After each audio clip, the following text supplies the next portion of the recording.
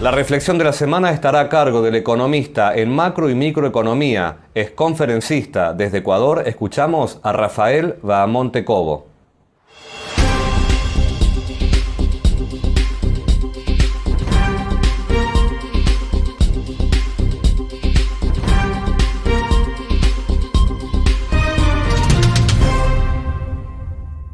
En esta ocasión me gustaría empezar hablando un poco acerca de las recientes elecciones presidenciales en Ecuador, puesto que me parece un ejemplo bastante claro del estado general de desfalco y de descivilización en el que se encuentra nuestra región hispanoamericana, en donde se ha llegado al punto que las disyuntivas electorales no se definen entre diferentes posturas filosóficas sobre el manejo del gobierno, ni siquiera entre diferentes posturas ideológicas, sino entre los intereses de mafias, de distintas mafias delincuenciales que a la final terminan pactando. Así, en el caso ecuatoriano, el candidato de la derecha, ahora presidente electo, es un representante de la mafia plutocrática financiera de este país, que, bueno, prácticamente desde su fundación, y muy al contrario de lo que postulan esas onanistas fantasías liberales que los voceros de estas mafias predican, han instaurado siempre que han podido una suerte, una especie de socialismo para ricos, donde básicamente son los estratos más vulnerables y pobres de la sociedad los que terminan financiando con sus impuestos tanto las pérdidas de las aventuras económicas de estas mafias plutocráticas, pues mediante la banca privada, estas son respaldadas y aseguradas con los dineros del Estado, así como sus ganancias, pues la mayoría de los negocios y las grandes empresas pertenecientes a los principales grupos económicos en este país se han formado en torno a los bancos. Surgieron gracias a disposiciones que han sido legalizadas debido a una liberalización financiera, como los créditos vinculados que hacen posible que un banco pueda prestarse dinero a sí mismo, es decir, que un grupo económico que tiene un banco como centro económico pueda prestarse dinero a sí mismo a muy bajas tasas de interés o incluso nulas, e incluso no llegan a pagar estos intereses. Sin embargo, hacen uso del dinero de todos los depositantes. Por otro lado, el candidato de la izquierda, que fue el representante del correísmo, un populismo mesiánico, delincuencial, que saqueó este país durante 14 años, que acabó con la educación mediante la instauración de un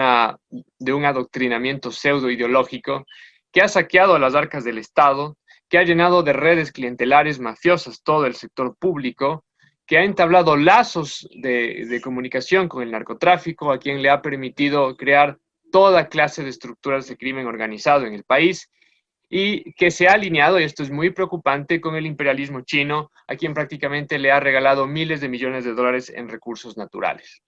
Estas dos mafias en Ecuador, en vez de pelear abiertamente por el control, se han puesto de acuerdo, han pactado y bueno, se han repartido el Estado y la economía nacionales. Ahora mismo están negociando una ley en la que prácticamente se entrega la política financiera y la política monetaria a la banca privada, a cambio, evidentemente, de que los correístas aseguren sus recursos mal habidos,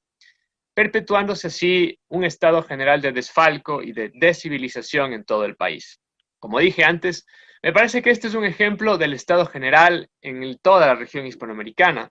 en el cual los gobiernos están cooptados por mafias delincuenciales que en muchos casos ni siquiera son de origen hispano. Por otro lado, como si esto no fuera suficiente, esta situación de indefensión y de desgobierno que sufre Hispanoamérica se ve agravada por la situación mundial de debacle económica y social catapultada y causada alrededor del mundo a pretexto de la llamada pandemia del COVID-19. Situación que en muchos sentidos es el equivalente a las guerras mundiales que vivió el mundo hace 100 años atrás. Sobre todo debido a que con esto se busca crear un gran reseteo mundial, un reseteo que por otro lado ciertos poderes globales como los que están representados en el Foro Económico Mundial no han tenido a ningún reparo en proclamar al mundo, a los cuatro vientos, en escribir libros al respecto, hacer documentales, etc. Así, en el ámbito geopolítico, estamos presenciando cómo esta pandemia está provocando el hundimiento tanto de la sociedad como de la economía norteamericanas, mientras que por otro lado, esta más bien ha ayudado a consolidarse a la China comunista, partiendo desde la solución, por lo menos parcial, al enorme problema que le estaba causando su población anciana, en lo que tiene que ver con la seguridad social. Y aquí, bueno, el que me entiende, me entienda.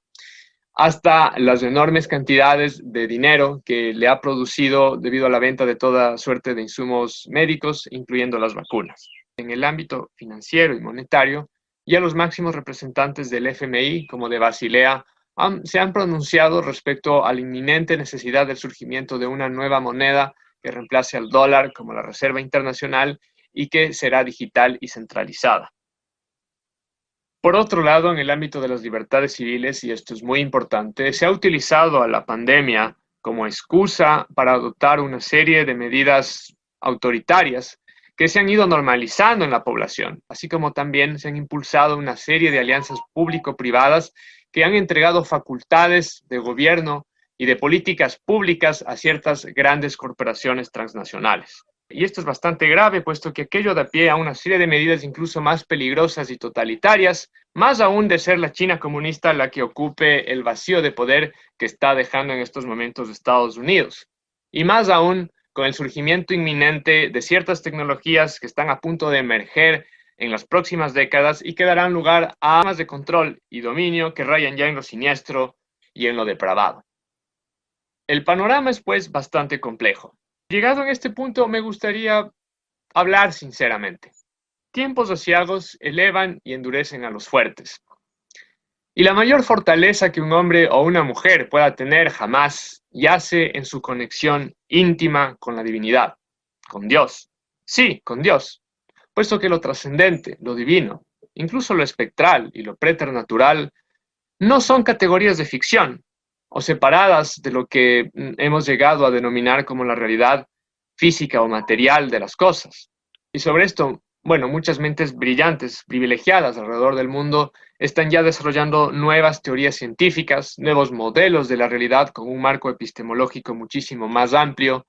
que, bueno, en las próximas décadas van a iluminar muchas de estas cuestiones para el asombro del mundo. Y pues, sepan que si un hombre está acompañado por la gracia divina, es verdaderamente fuerte y un vehículo de luz para el mundo. Para lograr aquello, es imprescindible el ejercicio de una disciplina tanto interna como externa. Sobre esto, algunos sabios del Medio Oriente hacían una analogía con el concepto de la Guerra Santa, en el sentido de que, decían ellos, existe una gran Guerra Santa y una pequeña Guerra Santa. La pequeña Guerra Santa se refería a las acciones externas que un hombre tiene para con sus congéneres,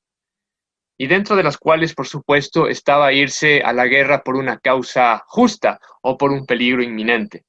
La Gran Guerra Santa, por el contrario, se refería a la lucha interna que tiene un hombre con sus propios demonios, con sus emociones bajas, sus vicios, su egolatría o su egoísmo. Era la Guerra Santa por hacer de la constitución ontológica humana un imperio luminoso donde la conciencia es rey.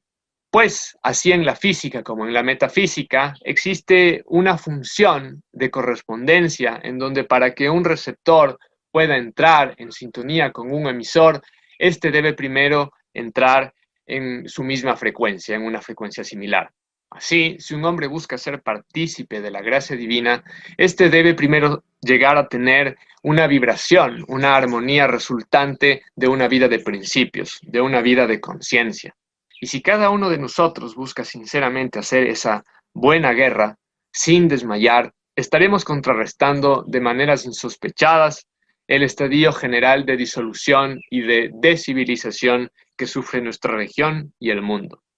Pues el mundo y sus sociedades